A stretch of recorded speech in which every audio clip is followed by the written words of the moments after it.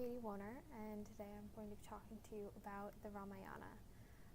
Historically, the story was probably based on two families who ruled in the region that the story takes place, around 1200 to 1000 BC. And the kings who were in charge of these families and these regions were probably famous for their intelligence and military skill. And because of this, the region is really described to have a sort of golden age. The whole text of the Ramayana is centered around how this city sort of works like a utopia where the ruler and the people are very connected. And so the man who wrote this story is named Valmiki, and we don't really know much about him. He's kind of like Homer, in that we know his name and we know that he wrote the Ramayana, or at least part of it. But other than that, we're not sure. People have speculated that he may be a Brahmin, and they also think that he probably collected the different parts of the myth rather than making it up himself, and then wrote it out into the full poetic epic. So he probably wrote this story sometime between 200 BC and 200 AD, and then the final chapter was probably added around 400 AD. And this last chapter is a bit different from the rest of the text, or at least it adds on. But to go over a little bit of review about Hinduism, since that is the religion that the story influences most. The king of the gods in Hinduism is Indra, and he is the god of rain, and we see him a few times in the Ramayana, but really he's not as big a character as Vishnu, who is the preserver of life on earth in Hinduism. And he actually has two other forms as gods, and they are Brahma and Shiva. And Brahma is the creator of life on earth, and Shiva is the destroyer. But Vishnu is also reincarnated in this story as four different people. He is Rama, Lakshmana, Bharata, and Shatrugna. And all of these people are brothers, Rama's brothers. So they're all just Vishnu in his human form. And then finally, another goddess that we should know about is Lakshmi. She's the goddess of beauty and fortune, and she's the wife of Vishnu. And in this story, she's reincarnated as Sita, who goes on to marry Rama.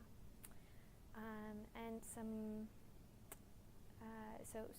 things that happen in the story, just briefly. The beginning of the story starts out with the gods discussing this demon king named Ravana, and how he is very strong, he's growing more powerful, and the gods have no way to stop him because he is invincible against them.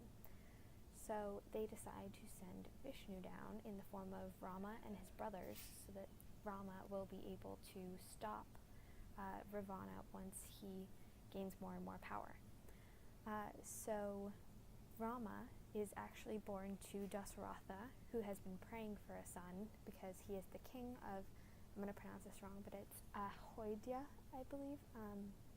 And so he's been praying to the gods for an heir, and lucky enough, he gets Rama and his three brothers, and they all grow up, and eventually Rama is then asked to go on this sort of quest with a wise man who is probably a Brahmin, or a priest who lives out in the forest. And he's asked to go and kill some of the demons, the Rakshasas, who are tormenting the region at the time.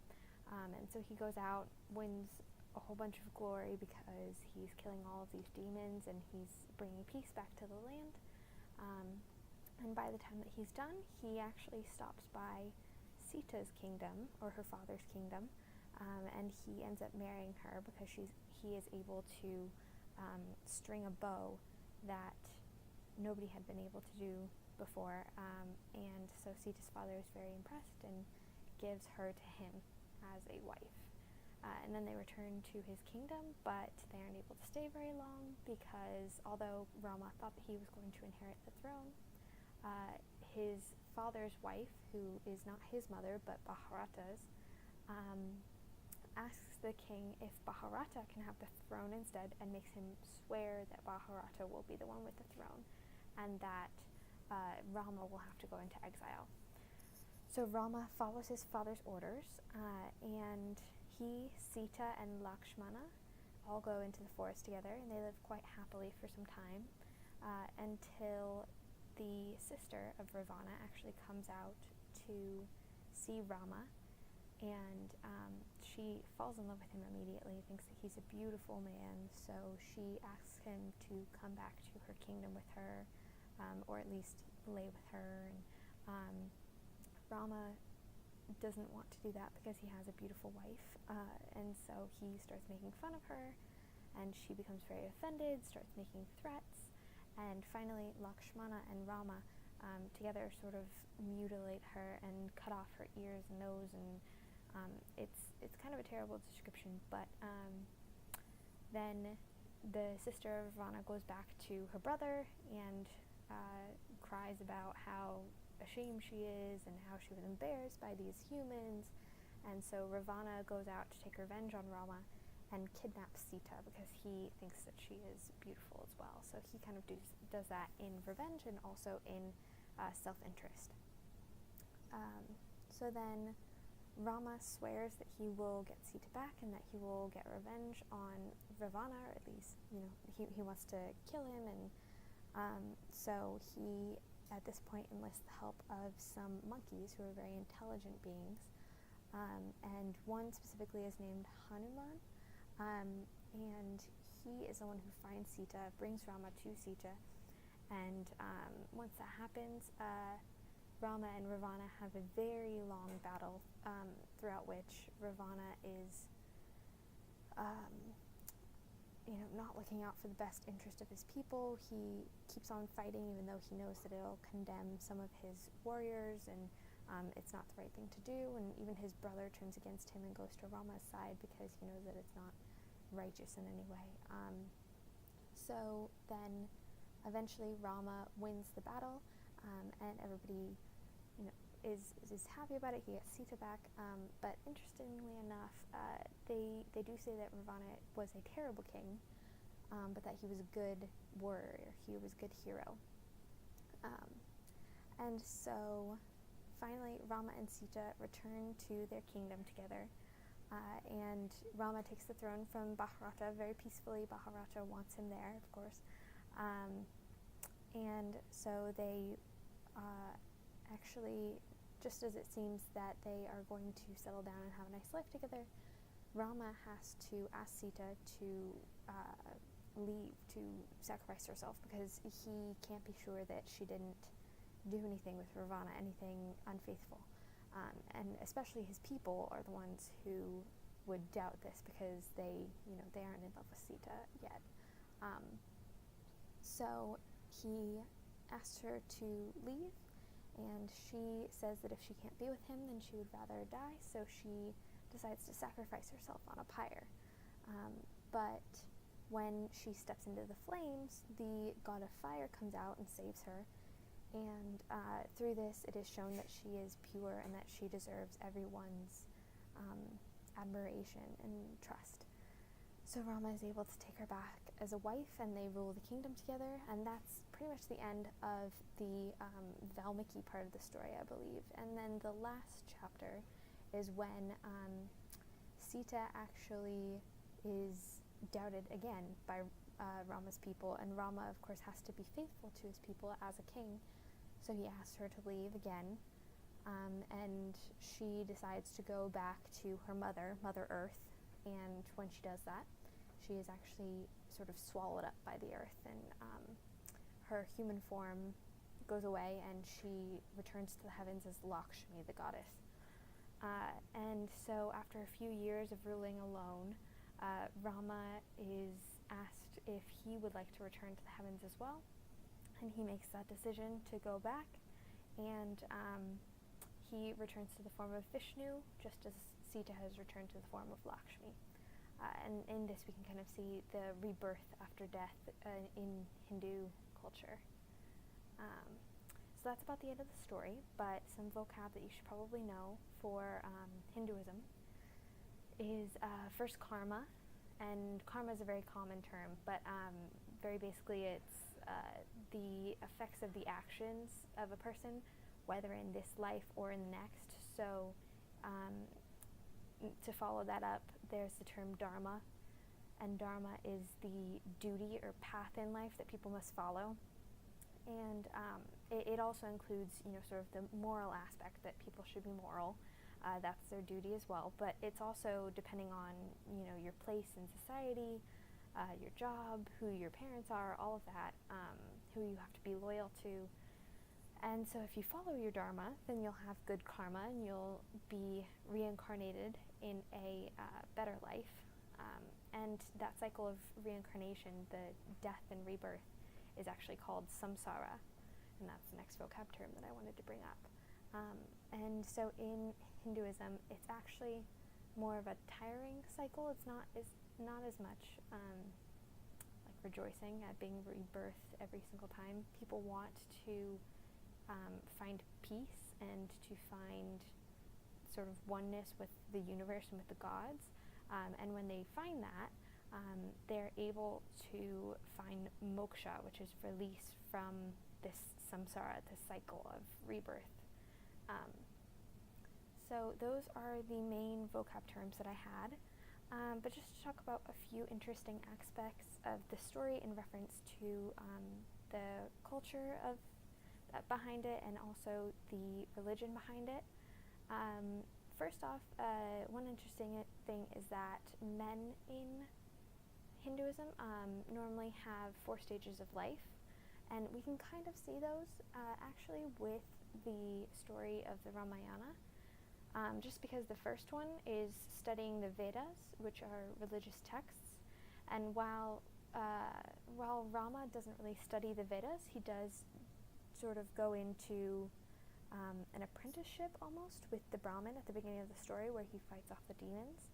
And it could be said that he did this with, the prayer and religious ways.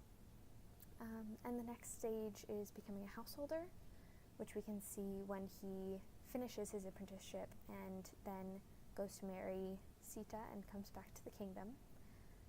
And then he becomes a hermit, so the next stage is to become a hermit and offer sacrifices to the gods, and finally to become a wandering beggar. But we don't really see these, just because Rama's householding is cut off so early, and he has to go back to the forest and follow a different path.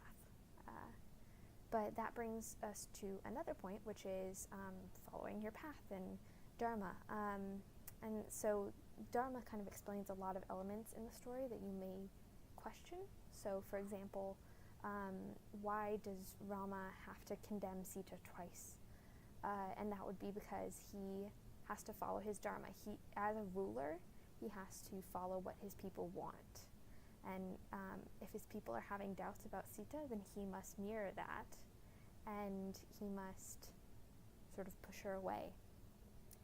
And it's the same reason why he has to leave when Dasaratha asks him to go into exile and to let Bharata have the throne. And with that, since Rama and Sita both follow their dharma, they are able to get good karma, I guess, and they find moksha, or the release, at the very end of the story, when both of them go back into the heavens as Lakshmi and Vishnu. And finally, I wanted to talk a little bit about Sita as well, because she is definitely a very strong female character, I think, in this story, which I hadn't really expected, just because in Hinduism, the woman is often defined by the husband, and she has to be very devoted to her husband and sort of stay at home and raise the children and all of that. But a lot of that has changed since Rama has to go on his exile into the forest, and so since Sita is so devoted to her husband in this role as wife, she has to follow him into the forest. And so you can really see the way in which the devotion can make this character stronger and more desirable. And then, so just one final thing that I wanted to talk about or mention is that there's actually a holiday named, I'm going to pronounce this wrong, but I think it's called Diwali, and it celebrates the king and queen, Rama and Sita's return home to Ayodhya, and again, I'm sorry for the bad pronunciations, but it celebrates their return, and it also celebrates knowledge, light, and goodness, which are all things that Rama and Sita represent. And while there are some other stories that are behind this holiday of Diwali, it is true that Rama and Sita are two of the characters who are mentioned in the history of the holiday. And so finally, I just have a few questions that you can consider after listening to this presentation. So the first one is, we have talked a bit about Shiva, the destroyer god, or the form of Vishnu in the destroyer god, while reading The Creation, Death, and Rebirth of the Universe. And if you don't remember, you can go back and reread his little passage. But we haven't really talked about evil as a force in Hinduism, or in Hindu myths. So what do you think is evil in this story, and what is good? How can you tell? And then also, how can Ravana be seen as a hero? Because if you remember, I said earlier that while he was a terrible king, because he did not listen to his people or anything like that, they do describe him as a hero at times. So what in his personality can be seen as heroic? And if you can find any comparisons to other texts where other antagonists can be seen as heroic or villainous, then please try to connect those. Thank you for listening to this presentation, and I hope it was insightful. Bye.